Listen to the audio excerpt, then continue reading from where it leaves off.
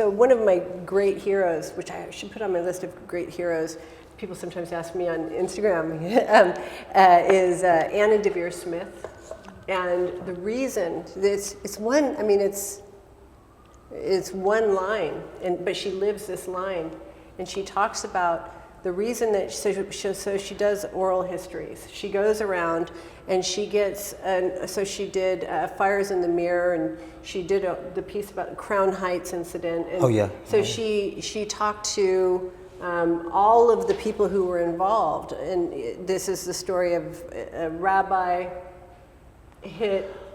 There was some kind of attack on a rabbi by some black folks in Crown Heights, and then the Jews kind of like rose up and formed a vigilante group, and there was a whole, this is what, in the 80s or 90s? And then a rabbi hit a black person with a car. Oh, that's what it was. And so it looked like it was anyway, it was very that. And so, but what she did was she went around to all of the people and got their stories from both sides and all angles.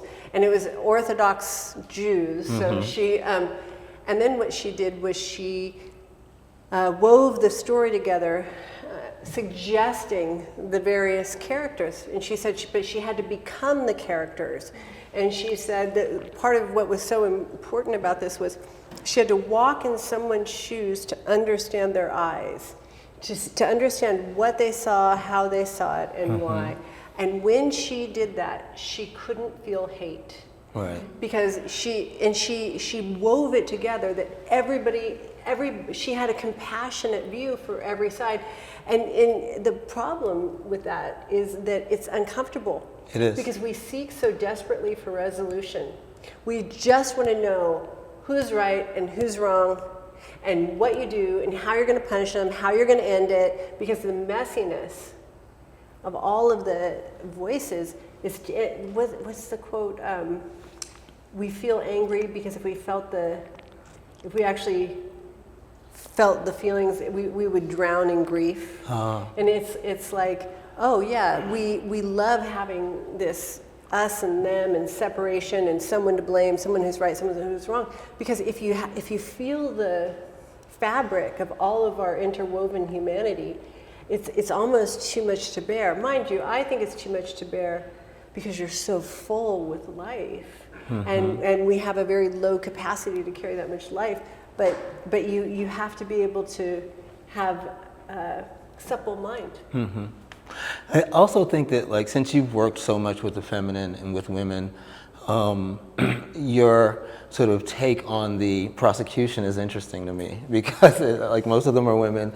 And, like, you know, when we have these informal talks, I hear you kind of reading into their life story in a way that blows my mind. I'm like, wait, I didn't see all that. But you kind of nail sort of where they're at in their lives, where they're coming from, where they may be stuck.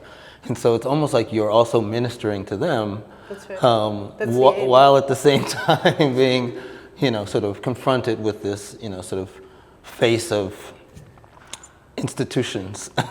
Yeah. You know, that's a very creative way of spending your time under the spotlight, wouldn't you say? Well, I think it's the only way. I mean, the force, you know, I go up against establishments, spirituality, religion, ideas, feminism. I need to say that establishment feminism is probably the most dangerous thing on the planet. So anything that has that kind of reified, kind of fixed way of being, and then I figure out how to do it. Prisons, you know, turning prisons into monasteries. The whole aim is to get it dynamic again, and when all life will self-liberate if you allow it to be dynamic. So that's how I do it. And then when I'm in that room, I have a buffer. I have a refuge. Refuge is, you know, get out of suffering, causes of suffering, and help others get out of suffering.